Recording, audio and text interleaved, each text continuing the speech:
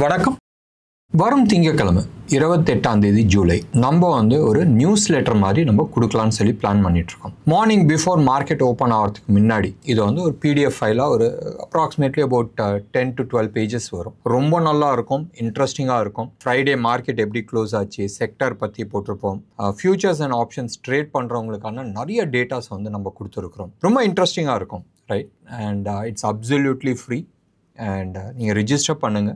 டெஃபினட்டாக எங்கள் சைடில் இருந்து கால் பண்ணி ஐயா இது நாங்கள் சப்ஸ்கிரிப்ஷன் எடுத்துகிட்டு வந்திருக்கிறோம், அது மாதிரி எந்த விதமான மார்க்கெட்டிங்கும் நடக்காது. So don't have to worry. So எங்கள் இதில் we don't have push marketing, we have pull marketing. உங்களுக்கு தேவைப்பட்டுச்சுன்னா நீங்கள் கால் பண்ணுங்கள், நாங்கள் ஃபாலோ பண்ணுறோம். எங்கள் சைடில் we don't have push marketing. தேவையில்லாத மெசேஜஸோ இல்லை இந்த டேட்டா வெளியில் விற்கிறதோ இல்லை கால் சென்டர் போட்டுட்டு கால் பண்ணுற வேலையோ எங்களுக்கு கிடையாது. So definitely you can register.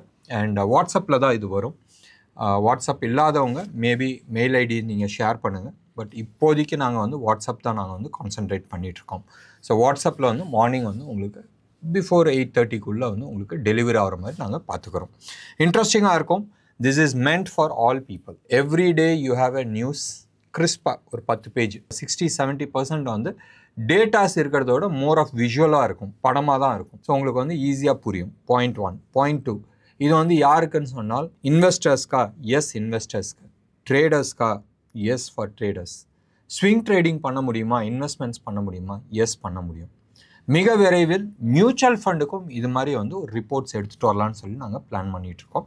அதுக்கான கிரவுண்ட் ஒர்க்ஸ் ஓடிட்டுருக்கு. ஸோ உங்களோட சப்போர்ட் எவ்வளோ தூரம் இருக்குது, அதுக்கு தந்தாப்பில் will be improving on this. இன்ட்ரெஸ்டிங்காக இருக்கும். அண்ட் பார்க்கலாமே எவ்வளோ தூரம் நீங்கள் சப்போர்ட் பண்ணுறீங்கன்றது. இன்றைக்கி மார்க்கெட் -32 ஒரு ஸ்டேஜில் சூப்பர் டூப்பராக இருந்துச்சு. சம்வேர் க்ளோஸ் அபவுட் 25,200 இருந்துச்சு.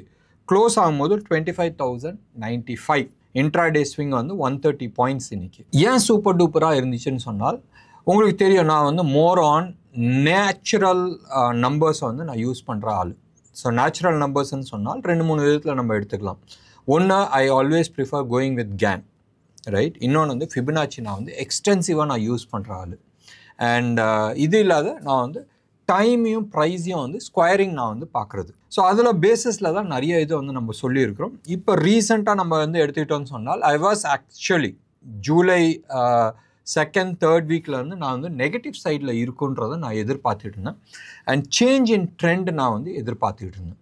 சேஞ்ச் இன் ட்ரெண்டை எப்படி இருக்குன்றது சொல்ல தெரியல. இன்றைக்கி அதை பற்றி நம்ம டிஸ்கஸ் பண்ணலாம். சில விஷயங்கள் பினித்தில் நடந்துகிட்ருக்கு. அதாவது அடியில் அதாவது எப்படி சொல்கிறது, தண்ணி நீங்கள் அடுப்பில் நீங்கள் வைக்கிறீங்கன்னு வச்சிங்களேன், கீழே நெருப்பத்திக்கிட்டு இருக்கு, ரைட்? மேலே தண்ணி பார்க்கும்போதும் தண்ணியில் ஒன்றுமே தெரியாது. பட் நீங்கள் சுற்றி இருக்கிற டேட்டாஸ் நம்ம எடுத்து பார்க்கும்போதும் அடுப்பு மேலே பாத்திரம் இருக்குது, பாத்திரத்துக்குள்ளே தண்ணி இருக்குது, அண்ட் கீழே நெருப்பு எரியுது, அண்ட் ஃபுல்லாக எரியுது. அப்போ கூடிய சீக்கிரத்தில் தண்ணி சூடாகும், அடுத்தது கொதிக்கும், அடுத்தது வேப்பர் வரும், நீராவி வரும். இதான் ப்ராசஸ். ஸோ இதே மாதிரி தான் ஸ்டாக் மார்க்கெட்லேயும் டேட்டாஸ் ஒன்று சில விஷயங்கள் சொல்லிகிட்ருக்கு. அந்த டேட்டாஸை பார்க்கும் போதும் ஒரு இன்ஃபர்மேஷன். இன்னொன்று இந்தியா விக்ஸு. நம்ம மற்றது பற்றி பேச வேணும். இந்தியா விக்ஸை பொறுத்த வரைக்கும் இன்றைக்கி பிலோ 11 வந்துருச்சு. 10.75 வந்திருக்கு. அண்ட் எப்பயுமே 10 பாயிண்ட், ரைட்? இழுத்து போற்றி படுத்தா அடுத்தது என்ன நடக்கணும்? கொஞ்ச நாள் அப்படி இருந்துட்டு அடுத்தது ஏந்திரிச்சு ஓட வேண்டியது தான். So India Vicks almost all time low பக்கமாக வந்துட்டுருக்கு. இந்த லெவலில் இருந்துச்சுன்னா சொன்னால் அடுத்தது மேலே தான் போய் ஆகணும். ஸோ இந்தியா விக்ஸை எவ்வளோ தூரம் போகிறதுக்கு பாசிபிலிட்டிஸ் இருக்குது. ஆகஸ்ட் 1 உங்களுக்கு தெரியும் ட்ரம்ப்பை பற்றி. ஒன்று, இந்தியன் கவர்மெண்ட் ரொம்ப கிளியர் கட்டாக இருக்குது. நான் அடிக்கடி சொல்கிற அந்த 2 மேட்ரு தான். ஒன்று, ஆக்ரோ. நான் ஒத்துக்கவே மாட்டேன், நீ என்ன வேணால் பண்ணுடா. நான் ஜெனட்டிக்கலி மாடிஃபைட் ப்ராடக்ட்ஸை இந்தியாவுக்குள்ளே இம்போர்ட் பண்ண விட மாட்டேன். அதுதான் ஒரே ஆயுதம் இந்தியாவை பொறுத்த வரைக்கும். ரெண்டாவது பால்.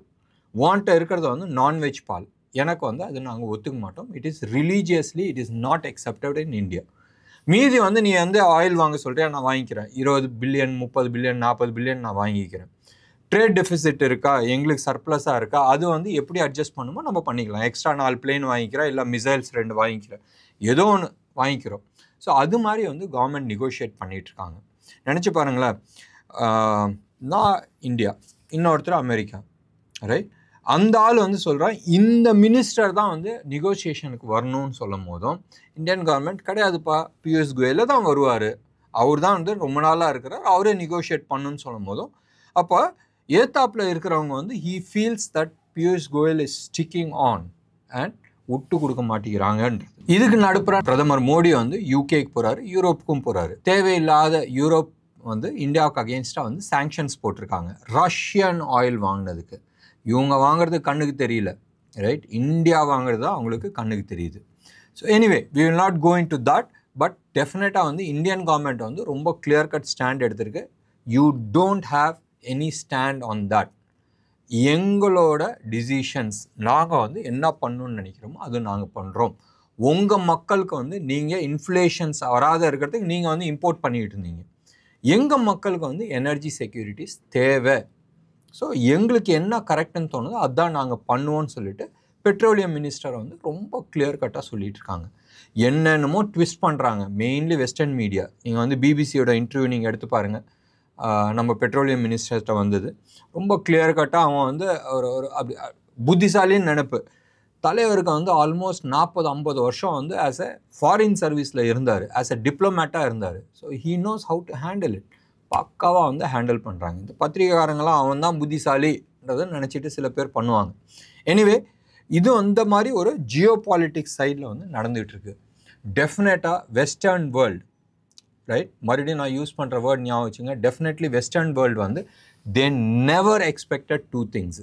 ஒன்று, இந்தியா வந்து வில் எமர்ஜ் ஸ்ட்ராங் டியூரிங் கோவிட்ல வந்து இந்தியா வந்து இவ்வளோ ஃபாஸ்ட்டாக ஸ்டெபிளைஸ் ஆகி வெளியில் வருவாங்கன்றது எதிர்பார்க்கல.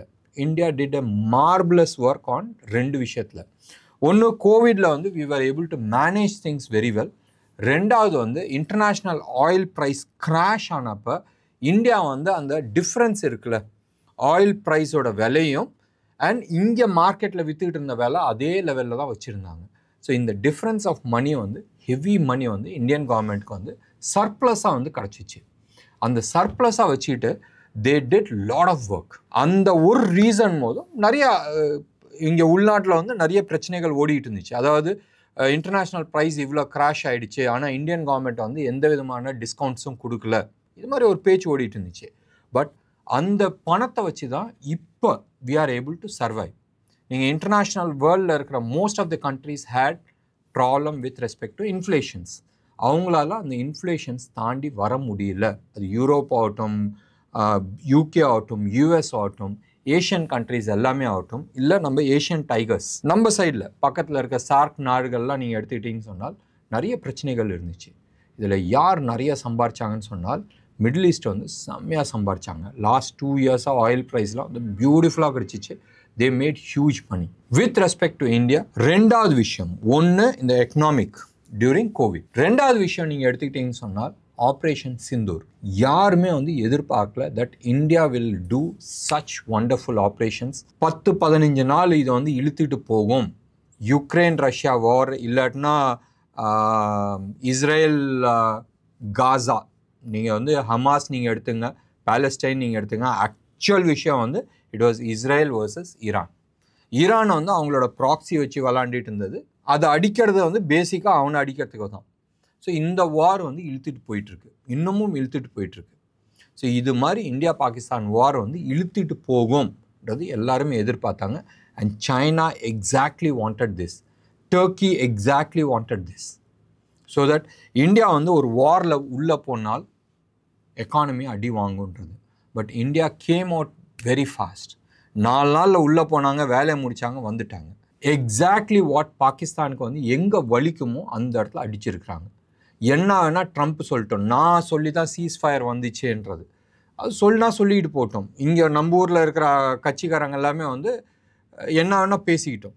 பட் உலகத்துக்கு தெரியும், நம்ம ஊரில் இருக்கிற நிஜமான ஆட்களுக்கு எல்லாருக்குமே தெரியும் what really happen. Flight damage ஆச்சா ஆயிருக்கலாம், நம்ம ஆட்கள் இறந்தாங்களா இறந்து இருக்கலாம். பட் அடுத்த ஒரு 10 வருஷத்துக்கு பாகிஸ்தான் தலை தூக்காது, அந்த அளவுக்கு அடிச்சிருக்கிறாங்க. So at least next 10 years we are peaceful. Now coming back to our situation. இதெல்லாம் ஏன் இந்த பேக்ரவுண்ட் நான் சொல்கிறேன்னு சொன்னால், இங்கே இருக்கிற டேட்டாஸ் இப்போ கரண்ட்டாக இருக்கிற டேட்டாஸ் வந்து ஷோயிங் சம்திங் இன்ட்ரெஸ்டிங். என்ன interesting?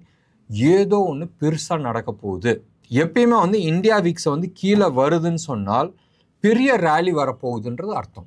Is it going to be August 1 வந்து India US trade agreement sign பண்ண போகிறாங்களா? அது வந்து செம்ம பாசிட்டிவாக இருக்குமா with respect to India? Right. மறுபடியும் நான் சொல்கிறேன், இந்தியா நிறைய இடத்துல வந்து விட்டு கொடுக்கல. அண்ட் நிறைய இடத்துல விட்டு கொடுக்கறதுக்கு சான்சஸ் இருக்குது. எந்த இடத்துல விட்டு கொடுக்கறதுக்கு சான்சஸ் இருக்குது? மெயினாக வந்து ஆட்டோமொபைல் சைடில் வந்து விட்டு கொடுக்கறதுக்கு சான்சஸ் நிறைய இருக்குது. ஆட்டோமொபைல் நான் சொன்னால் டெஸ்லா கார் வந்து இன்றைக்கி 61 லட்ச ரூபான்றாங்க ஒரு கார். ரைட். ஒரிஜினல் ப்ரைஸ் வந்து 30 lakhs. 100% டேக்ஸ் போட்டிருக்காங்க. இந்த 100% டேக்ஸ்ன்றது மேபி 10% 15% டேக்ஸ் போடுறதுக்கு சான்சஸ் இருக்குது. ஸோ ஆட்டோமொபைல் சைடில் விடுறதுக்கு சான்சஸ் நிறைய இருக்குது. இந்தியா ஆயில் நிறைய இம்போர்ட் பண்ணுறதுக்கு சான்சஸ் நிறையா இருக்குது. மற்றபடி இன்டர்நேஷ்னல் கம்பெனிஸ், யூஎஸில் இருக்கிற நிறைய டெக் கம்பெனிஸ் வந்து இந்தியாவில் வந்து இன்வெஸ்ட்மெண்ட் பண்ணுறதுக்கு சில அக்ரிமெண்ட்ஸ் வந்து சைன் பண்ணுறதுக்கு நிறைய சான்சஸ் இருக்குது. Will wait and watch. So இது எல்லாமே வந்து ஒரு பெரிய மூவ் கொடுக்கறதுக்கு சான்சஸ் இருக்குது. அதனால தான் இந்தியா வீக்ஸை வந்து கீழே வந்துகிட்டு இருக்கு. இந்தியா வீக்ஸ் கீழே வருதுன்னு சொன்னால் மார்க்கெட் பெருசாக மேலே மூவ் ஆகும். இது பாசிட்டிவ் சைடில் பார்க்குறது. நெகட்டிவ் சைடில் எங்கே பார்க்குறது? எப்பயுமே வந்து இந்தியா வீக்ஸை வந்து பிலோ 11 வருது, அரௌண்ட் 10 வருதுன்னு சொன்னால் ப்ராபப்ளி அந்த ஜோனில் இருந்து ஒரு 3 weeks to 2 months, ரைட், இந்த பீரியடில் நீங்கள் வந்து எடுத்து பாருங்கள், பழைய ஹிஸ்ட்ரி நீங்கள் எடுத்து பாருங்கள், எப்போல்லாம் வந்து பிலோ 11 வந்துச்சு, அடுத்த 2 வாரம் ஒரு மேலே போகும், மறுபடி கீழே வரும், மறுபடி அங்கேருந்து பிச்சுக்கிட்டு மேலே தான் போகும். ஸோ தட் மீன்ஸ் இந்தியா வீக்ஸை வந்து மறுபடியும் இந்த 11க்கு மேலே தாண்டி சம்வேர் க்ளோஸ் டு அபவுட் 20, 21, 23 அந்த ஜோன் போகிறதுக்கு சான்சஸ் இருக்குது. அது போகுதுன்னு சொன்னால் அதுக்கு அர்த்தம் என்ன? மார்க்கெட் கீழே விழுவுது. ஏன் மார்க்கெட் டென்ஷன் ஆகுது? மார்க்கெட் கீழே விழுவும் தான் டென்ஷன் ஆகும். ஸோ குட் நியூஸும் இருக்குது, பேட் நியூஸும் இருக்குது. ஸோ குட் நியூஸ் வந்து ஷார்ட் டேர்மில் வந்து ஏதோ ஒரு குட் நியூஸ், நல்ல நியூஸ் வரதுக்கு பாசிபிலிட்டிஸ் இருக்குது, ரைட். வரும்ன்றது நான் சொல்ல, பாசிபிலிட்டிஸ் நிறையா இருக்குது. பேட் நியூஸ் ஃபாலோ ஆகிறதுக்கான பாசிபிலிட்டிஸ் நிறையா இருக்குது. இதுதான் வந்து டேட்டா ரீடிங்ஸ் வச்சு நம்ம சொல்கிறது. ஒன்று. ரெண்டாவது, நிறைய ஸ்டாக்கு ஏப்ரல் மேலேருந்து, ஏப்ரல் நீங்கள் எடுத்துங்க, இல்லை மார்ச் 2nd week 3rd weekலேருந்து, இல்லை ஏப்ரல் 2nd weekலேருந்து நீங்கள் எடுத்துங்க, நிறைய stocks has given a wonderful return. Anywhere between 30, 40, 50, 60, 100% ரிட்டர்ன்லாம் கொடுத்த ஸ்டாக்ஸ் இருக்குது. 50, 60லாம் வந்து சர்வசாதாரணமாக ஒரு அட்லீஸ்ட் ஒரு 100 ஸ்டாக் ஆச்சு இருக்கும், 100க்கு மேலே தான் இருக்கும். அண்ட் இது எல்லாமே வந்து குவாலிட்டி ஸ்டாக்ஸ், சாதாரண ஸ்டாக்ஸில் குவாலிட்டி ஸ்டாக்ஸ் வந்து நிறையா கொடுத்துருக்கு. நீங்கள் வந்து எடுத்து பாருங்களேன், எட்டர்னலில் நீங்கள் எடுத்து பாருங்களேன், eternal was doing wonderful. Last 2-3 டேஸாக வந்து பியூட்டிஃபுல் பிரேக் அவுட் கொடுத்துருக்கு. இது வந்து இன்றைக்கி ட்ராப்பாகவும் இருக்குமோன்றது நான் காலையில் பார்த்துக்கிட்டு இருந்தேன். ஏன்னா மார்னிங் வந்து ஆல்மோஸ்ட் அப்படி மேலே போயிட்டு டவுன் வந்துச்சு. சரி, டாப்பிங் டெயில் போட்டிருக்காங்க, ஹேண்ட் ஓவர் முடிஞ்சிடுச்சுன்றதை நினச்சிக்கிட்டு இருந்தேன். Wonderful. Last 2 days it has given almost 20% return.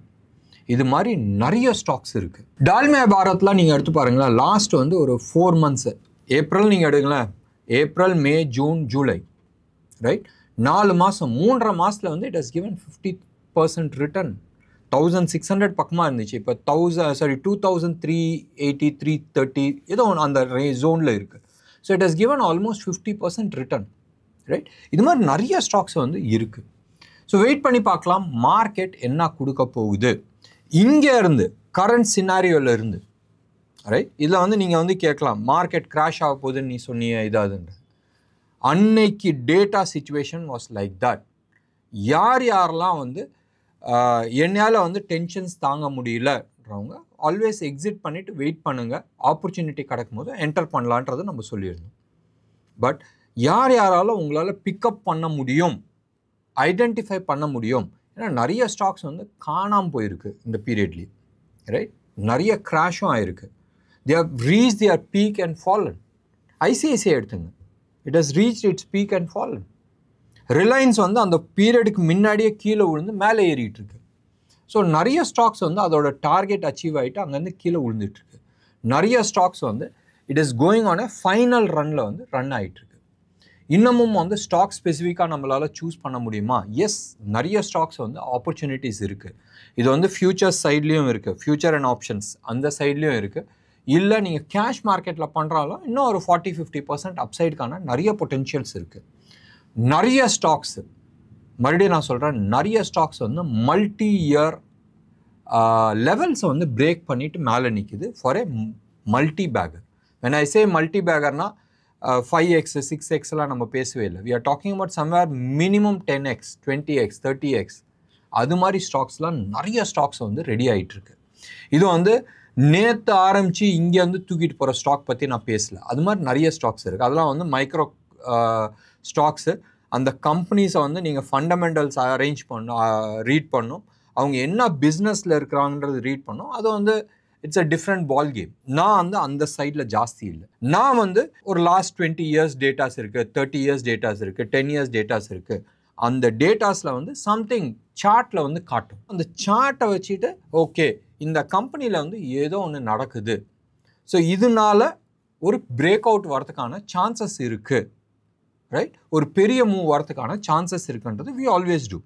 வேணா ஒரு டெஸ்டிங்க்கு நம்ம எடுத்துக்கலாமே. எக்ஸைட் இண்டஸ்ட்ரீஸ் நீங்கள் வந்து எடுங்க. இன்றைக்கி வந்து 1.2% வந்து ஏறி இருக்குது. இன்றைக்கி வந்து க்ளோசிங் ப்ரைஸு, ரைட், ஃபியூச்சர்ஸில் வந்து எடுத்துக்கிட்டிங்கன்னா 395, ரைட், 395 rupees 10 பைசாவில் வந்து முடிஞ்சிருக்கு. இதுதான் வந்து அந்த ஸ்டாக்கோட லெவல். பார்க்கலாமே, அடுத்த ஒரு 3 to 5 டேஸில் ஒரு பெரிய மூவ் வரதுக்கான சான்சஸ் இருக்குது. நீங்கள் வந்து உங்களோட ஹோம்ஒர்க் நீங்கள் பண்ணுங்கள். இது வந்து ஒரு ஜஸ்ட் ட்ரையலுக்கு, ரைட்? நீங்கள் வந்து உங்களோட ஹோம்ஒர்க் நீங்கள் பண்ணுங்கள். ஹோம்ஒர்க் பண்ணிவிட்டு இது பை பண்ணலாமா செல் பண்ணலாமான்றது நீங்கள் டிசைட் பண்ணுங்கள். ஒரு 3 நாள் கழிச்சு இதை பற்றி நம்ம டிஸ்கஸ் பண்ணலாம். இன்றைக்கி வந்து டியூஸ்டேயில் இருக்கிறோம். வெனஸ்டே, தேர்ஸ்டே, ஃப்ரைடே இந்த 3 நாளில் வந்து ஏதாச்சும் ஒரு பெரிய மூவ் வருதான்றது நம்ம பார்க்கலாம். இல்லை ப்ராபப்ளி இந்த மந்த் எண்டுக்குள்ளே வருதான்றது பார்க்கலாம். பட் ஏன் கட் ஃபீலிங் சேஸ் தட் அடுத்த 3 டேஸில் வந்து ஒரு பெரிய மூவ் வரதுக்கான சான்சஸ் இருக்குது. வேர்ஸ்ட் சினாரியோ மண்டே அன்னைக்கு வரதுக்கான சான்சஸ் இருக்குது. இது ஒரு ட்ரையலாகவே நம்ம எடுத்து பண்ணலாமே. நீங்கள் வந்து ஃபியூச்சர்ஸில் நீங்கள் விளாடணும்னு நினச்சாலும் பண்ணீங்க, இல்லை கேஷ் மார்க்கெட்டில் பண்ணணும்னு நினச்சாலும் நீங்கள் பண்ணீங்க. நம்ம ஜியோ பாலிட்டிக்ஸ் பார்த்தோம், ஊர் கதை பார்த்தோம், நிறைய விஷயத்த வந்து இன்றைக்கி ஷேர் பண்ணியிருக்கிறேன். இன்டர்நேஷ்னல் மார்க்கெட்டில் எந்த மூமெண்ட்ஸும் கிடையாது நேற்று. இன்றைக்கும் நீங்கள் வந்து எடுத்துக்கிட்டீங்கன்னு சொன்னால் ஒன்றும் பெரிய மூமெண்ட்ஸ் கிடையாது. டாலர் இண்டெக்ஸ் அதே லெவலில் இருக்குது, 97.5 இருக்குது. ருப்பி வந்து கொஞ்சம் வீக் ஆகிருக்கு. நேற்று வந்து இல்லை வீக் ஆகலை, அதே லெவலில் தான் இருக்குது. 2 பைசா தான் வந்து மாறி இருக்குது. நேற்று வந்து 86.42 இருந்துச்சு, இன்றைக்கி 86.39, ஒரு 2-3 பைசா தான் வித்தியாசம் வந்திருக்கும். ஒன்றும் பெரிய இது கிடையாது. கோல்டை பொறுத்த வரைக்கும் நேற்று வந்து தார்மாராக ஏறிச்சு. அண்ட் இன்றைக்கும் வந்து ஆல்மோஸ்ட் ஒரு $8 பக்கமாக ஏறி இருக்குது. அண்ட் கமாடிட்டிஸை பொறுத்த வரைக்கும் நேற்று வந்து ஈவினிங் சில்வர் வந்து சூப்பர் டூப்பராக வந்து ஏறிச்சு. யூஎஸோட 30 இயர் பாண்டில் வந்து எந்த விதமான மாற்றமும் கிடையாது. ருப்பி டேர்ம்ஸில் நம்ம எடுத்துக்கிட்டோம்னு சொன்னால் இப்போ தான் நான் சொன்னேன் 86.39 இருக்குது, 86 rupees 39 பைசாவில் இருக்குது அகெயின்ஸ்ட் டாலர். ஒன்று. ரெண்டாவது வந்து கோல்டை பொறுத்த வரைக்கும் நேற்று வந்து 10,240-250 பக்கமாக இருந்துச்சு. இன்றைக்கி 10,340 இருக்குது. இன்னும் ஒரு 100 rupees பக்கமாக 80-90 rupees பக்கமாக ஏறி இருக்குது கோல்டை பொறுத்த வரைக்கும். சில்வரை பொறுத்த வரைக்கும் நல்லாவே ஏறி இருக்குது. 1,19,000 வந்து நிற்கிது. மறுபடியும் நான் சொல்கிறேன், 1,19,000 வந்து நிற்கிது. கோல்டு அண்ட் சில்வர்னு சொன்னதுக்கு தான் இன்னொன்று ஒரு இன்ட்ரெஸ்டிங் திங் வருது. மிக விரைவில் சொன்னால் probably it could be before August 15th நீங்கள் வச்சிங்களேன். We in India direct we are coming out with gold and silver, right? எங்களோட ஓன் கோல்டு அண்ட் சில்வர் பிஸ்னஸில் வந்து நாங்கள் வரோம். அண்ட் இன்வெஸ்ட்மெண்ட்டுக்கும் வரலாம். நீங்கள் வந்து ஃபிசிக்கல் கோல்டு அண்ட் சில்வரும் நீங்கள் வந்து வாங்கிறதுக்கு நீங்கள் பிளான் பண்ணலாம். We are coming out with our own gold and silver. இதுக்கான அறிவிப்பு, எக்ஸாக்ட் அறிவிப்பு ப்ராபப்ளி கம்ப்ளீட் செட்டப் ரெடி ஆகிட்டோம். அதுக்கப்புறமா வந்து will discuss about it. Anyway, India விக்ஸை பொறுத்த வரைக்கும் ஏற்கனவே நான் வந்து சொல்லியிருந்தேன், இன்றைக்கு வந்து க்ளோஸ் அபவுட் 4.02%, 4% வச்சிங்களா, 4% கீழே விழுந்துருக்கு. 10.75 வந்து நிற்கிது. ஸோ இன்ட்ரெஸ்டிங்கான விஷயம், இங்கே இருந்து மார்க்கெட் தூக்க போகுதா இல்லை மார்க்கெட் வந்து இந்தியா விக்ஸ் தூக்க போகுதான்றது நம்ம பார்க்க வேண்டிய ஒரு விஷயம். எஃப்ஐஐஸ் வந்து பயங்கர இன்ட்ரெஸ்டிங்கான விஷயம். நீங்கள் வந்து எடுத்து பார்த்தீங்கன்னா என்எஸ்சியில் வந்து இன்றைக்கி 3,566 crores வந்து விற்றுருக்குறாங்க, ரைட்? 3,566 crores வந்து அவங்க விற்றுருக்குறாங்க. நம்ம ஆட்கள் டிஐஐஸ் இருக்காங்களா, domestic institution investors, predominantly mutual fund நீங்கள் எடுத்துக்கிட்டிங்கன்னா 5044 crores-க்கு வந்து வாங்கியிருக்கிறாங்க. ஆனால் இந்த 3 எக்ஸ்சேஞ்ச் இருக்குல்ல, NSC, BSC, MSE, metropolitan stock exchange India, இவங்களத வந்து எடுத்துக்கிட்டோன்னு சொன்னால் எப்படி எஃப்ஐஐஸ் வந்து 3566 crores-க்கு வந்து என்எஸ்சியில் மட்டும் விற்றுருக்குறாங்க. கேடிங்க என்னது, இந்த 3 நீங்கள் டேட்டாஸ் நீங்கள் எடுத்து பார்த்தீங்கன்னா -1681 crores தான். ஆல்மோஸ்ட் பாதிக்கு பாதி அவன் கேஷில் வாங்கியிருக்கிறான். எங்கே பிஎஸ்சியில் வாங்கியிருக்கிறான், இல்லை மெட்ரோபாலிட்டன் எக்ஸ்சேஞ்சில் வந்து வாங்கியிருக்கிறதுக்கு சான்சஸ் இருக்குது. எங்கேயோ ஒரு இடத்துல வந்து வாங்கியிருக்கிறாங்க. அதே மாதிரி நம்ம ஆளுங்களும் கம்மி கிடையாது. ஓவராலாக பிஎஸ்சியில் சரி என்எஸ்சியில் மட்டும் நீங்கள் எடுத்துக்கிட்டிங்கன்னா 5044 crores இருக்குது. பட் மற்ற எக்ஸ்சேஞ்சில் வந்து விற்றுருக்குறாங்க. ஸோ நம்ம இந்த டேட்டா என்எஸ்சி டேட்டா மட்டும் பார்க்காத 3 கம்பைண்டாக எடுத்து பார்த்தீங்கன்னா கேடிங்க. நம்ம ஆளுங்க வந்து வெறும் 3680 கோடிக்கு வாங்கியிருக்கிறோம். எஃப்ஐஐஸ் வந்து 1681 crores-க்கு தான் விற்றுருக்குறாங்க. இன்ட்ரெஸ்டிங்கில். ஸோ எல்லாருமே வந்து முன்னாடி காட்டுறது என்எஸ்சி அதான் மெஜாரிட்டி பார்க்குறாங்க. அதில் காட்டுற படம் வேறு அண்ட் மற்ற இடத்துல நடக்கிற விஷயம் வேறு. என்ன நேயர்களே, இன்னைக்கு ப்ரோக்ராம் உங்களுக்கு பிடிச்சிருந்துச்சுன்னா லைக் பண்ணுங்கள், ஷேர் பண்ணுங்கள். டெஃபினட்டாக உங்களோட கமெண்ட்டை நான் எதிர்பார்க்குறேன். நன்றி, வணக்கம்.